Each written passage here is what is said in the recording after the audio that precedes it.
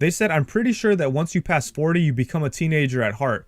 And that's very offensive to me because I'm not close to 40. And Robo's like way past 40. I'll take that as a damn compliment. That's right.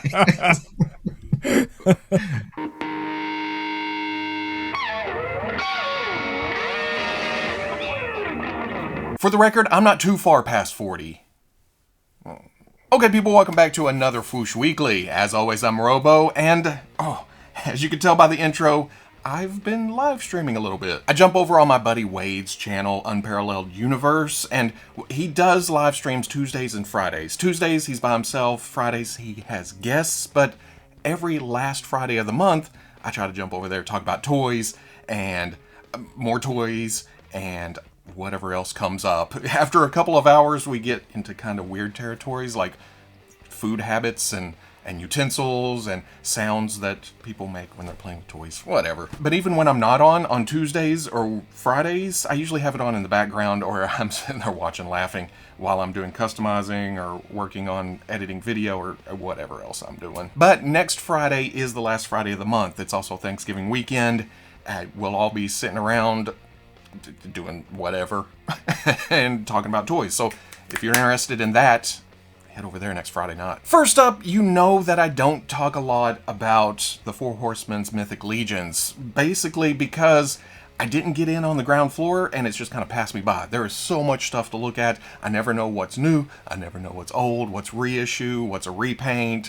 I'm more of a superhero sci-fi guy than a fantasy fan. But last week, more than a few of you pointed me towards the, these names, to their Ilithia series, and some things caught my eye. There's Decebalus and Varg. These tickle that Vampire Master and Minion, but the Minion looks just like the Vampire Master with different proportions. I love that for some reason. And then Baron Voligar and Valak can work as the father and grandfather vampires. You know, if you want to have a family reunion or something. Lord Bardrick and Artemis. I see what you did there. They're a bit generic. This is what I picture when I think of, you know, fantasy, kind of Lord of the Rings type things. But at the same time, it fits the aesthetic of the series, so I can't hold that against them. Krotos turns the wheel back into an interesting lane, though. Both because of the size, I like shorter figures, and the way they integrated the goat parts into humanoid form. That's just beautiful. Then Ilithia and Phobos crank it up a notch. You can buy these either as a set or individually, and I look at the horse and I think, oh, even though I don't collect this series, I may have to get one of those for my Marvel Legends Black Knight. Sure, it may be large. It doesn't have the wings, but that's the vibe I get from it. But the two that grab my attention the most is Apharius and Alder. We just do not have enough good Centaur toys out there, and this one looks like a wonderful Centaur toy. But for some reason, this damn moose is out of left field, but I think I need it because I just put together Santa Gus, and this feels holiday-ish. Could you imagine Gus riding on this guy? It must be done. If you're interested in these, head over to storehorsemen.com, and they should ship in about a year. And honestly, the prices seem reasonable for the size of these things, the paint jobs, how they look overall. I mean, I'm tempted. Ooh, Plunderlings! I missed a Plunderlings update last week. The rascally little bastards are on a boat as I speak. They should be hitting the distribution center early December, and I cannot wait. I got to lay hands on a test shot, was it last month or sometime, but I need some in color. I need some with the accessories. I need to put them all over the room in different displays. Oh. And thinking back, this Kickstarter was fairly smooth. I mean, there was some hiccups. 2020's been a hell of a year. But from an unknown company with an unlicensed property, I mean, it's stuff like this that makes me love Kickstarter. Hell, I'd even compare it to the McFarlane Kickstarter. And this is from a company that is well known, that is established, and has been around for a while now. And from them, we also got an update on the Spawn Kickstarter, essentially saying it's on schedule, it's gonna be cool. Blammo! And then Todd walks us through the unboxing process, but doesn't actually show us how it's packed. That's gonna be a surprise for when we get it in hand, and this is what our faces should look like. Basically, it's gonna be cool. Super cool. Maybe even a little bit sexy. He's predicting these to ship in December, so it should be a toy-filled holiday, which I can't think of a better kind of holiday. A few days ago, over on his channel, Shartimus revealed the latest Marvel Select figure, and what I like most about it is that I can fit it into a 1/12 display. Don't get me wrong, I have nothing against Select doing their own thing in the 7-inch scale. It's just not my bag. But every now and then, they put something out that you can fudge in with your Marvel Legends, because I'm a Legends guy. That's my jam. Boris is a big guy, so the figure being 9.5 inches tall, that's not a problem at all. The classic details, the shiny green, the angry Dan Larson head, there's a lot to like here. The legs do look a bit wonky, and the right bicep is twisted around backwards, but that's a common problem when there's a swivel at the bicep and a swivel at the elbow.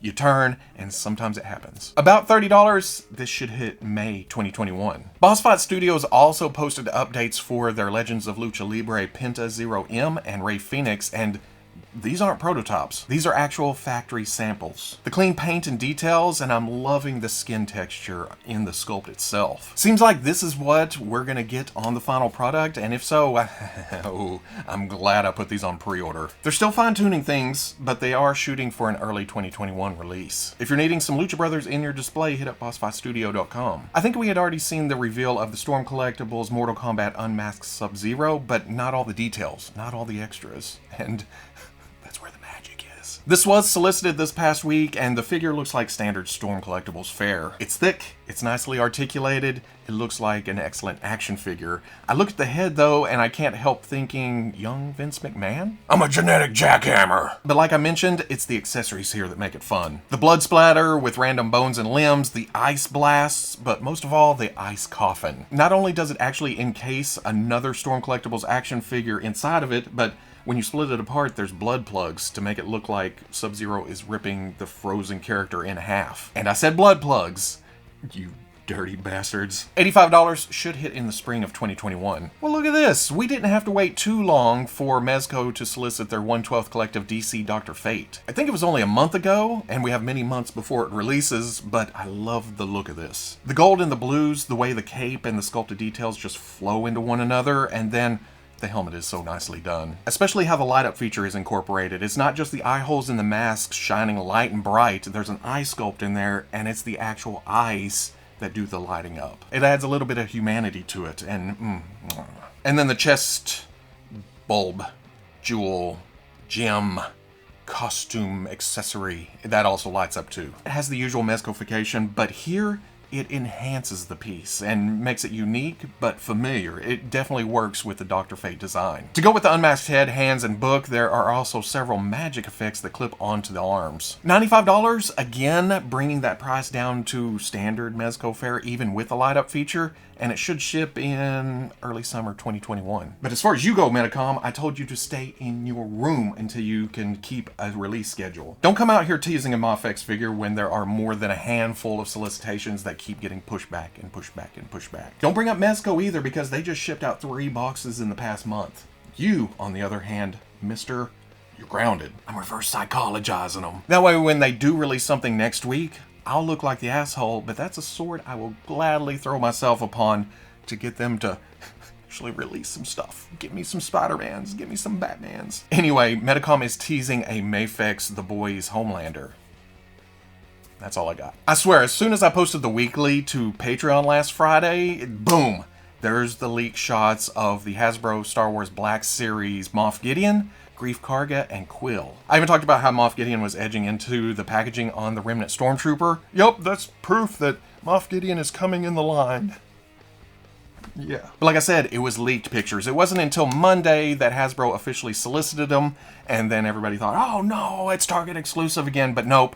This is general release, which is awesome. And I really dig how Hasbro is leaning into characters from the Mandalorian show. I mean, it's brought a lot of love back to Star Wars, and hey, I'll take anything I can get in plastic form. For this case assortment, the 3 new Mandalorian characters will be double packed, and it comes with a repack of the Armorer and then Dark Ray. Yakface.com also posted this carded shot of the Hasbro Star Wars Black Series Hunter. What's interesting here is that there is a whole new color scheme for the upcoming Bad Batch show, so that means the side pictures, that's a whole new mural to put together. That's on top of it looking like a complete badass. Packaging makes me think, oh, get here quicker. Dorkside Toys also posted the case pack for this assortment, and it's 2 Hunters, 1 Crosshair, 1 Asajj Ventress, and then 4 to be announced. Could be double packs.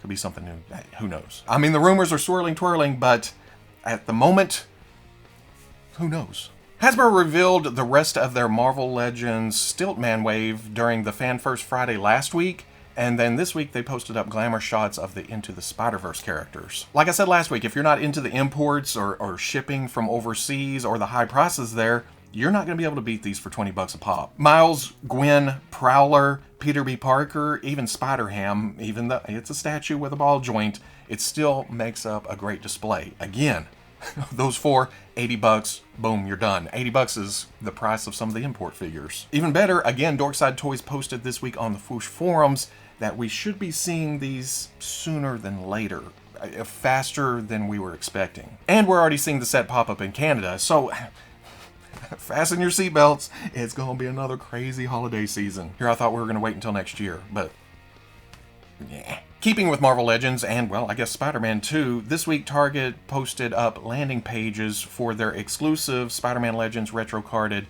Negative Zone Spider-Man and the Cyborg Spider-Man. Nothing surprising with Cyborg. Hasbro had already officially announced this one. We'd already seen the pretty promotional pictures. We already knew it was Target exclusive.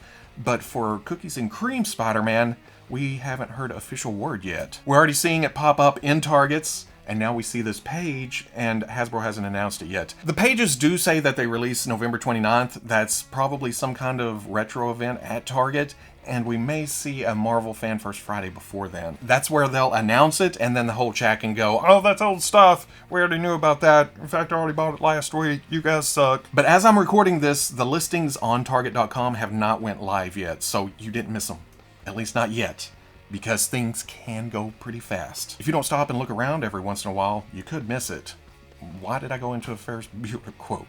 You know, like the listings that did go live this week on Target.com for the X-Men Legends retro-carded Rogue and Gambit. Now, surprisingly, Rogue did stay up for, I don't remember, it was an hour or so. It was quite a bit for a Target.com exclusive. But we also didn't have the links beforehand. They just went up. So, as much as we talk about bots and scalpers and everything else, maybe it is better not to have those links beforehand.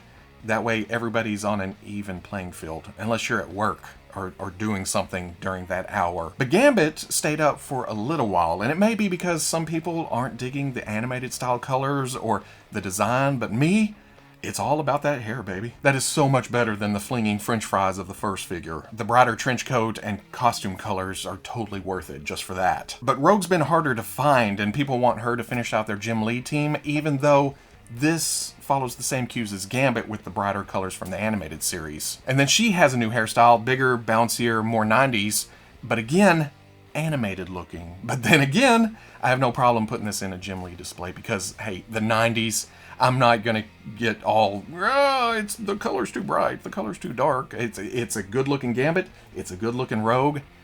Put them in my comic book display.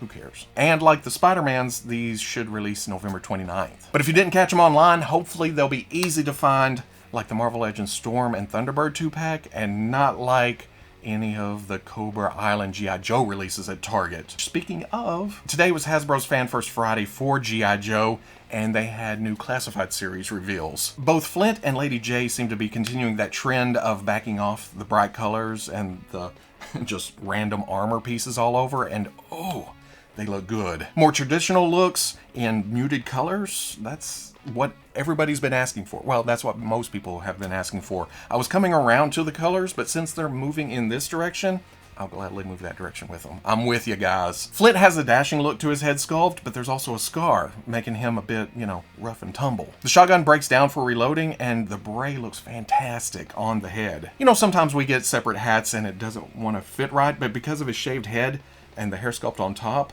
I feel like that's going to hold it on there, but it also looks fantastic. Because as nice as that hair looks, my Flint always wears a beret. So, Lady J also comes with a hat, but because of her hair sculpt, the look comes flowing out of the hat a bit, they've opted for two different hair sculpts, swappable. She comes with a couple of javelins with interchangeable tips. You can put the explosive tip or the spearhead on, and those store inside the backpack. There's also a knife, and if you look close, double elbows on a female figure.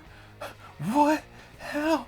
And pinless. What? Yeah. Best of all, though, not Target exclusive. Those are the words I was waiting for the whole live stream. For some reason, they do not mix. They sell out in seconds online, and then you rarely see them in stores. So, making G.I. Joe Classified Series available on all the online retailers, that's the way to go. I'm sure there was something behind the scenes that they had to do it that way because of the movie getting pushed, so they had to find another outlet real quick, and Target said, oh, and no company's going to turn down money. They have to give it to them. But getting other releases out, yeah. Like I said, you can order these from anywhere. They'll be about $20, and they should release April, May of 2021. And that's it for this week, at least most of it. If I missed anything, we'll swing back around next week. If you're interested in seeing any of these pictures up close without me all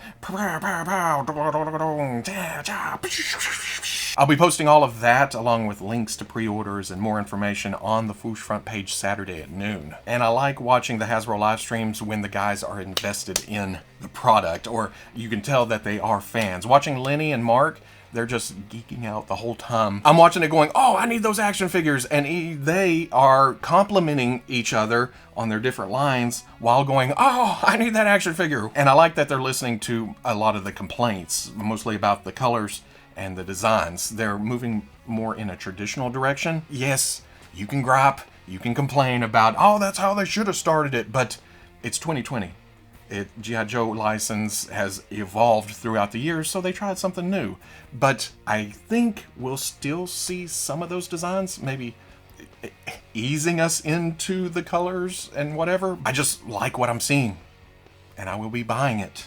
And what more can I say about it? But if you enjoyed this Fwoosh Weekly, comment, like, subscribe. Much love to the plus. If you're interested in seeing videos early or just in a position to help out the channel, patreon.com. But wherever you may be watching this, I'll always catch you on the Fwoosh. It's the return of the buzzing light.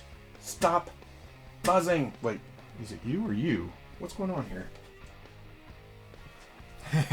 Banging on the wrong light, trying to get it to stop buzzing.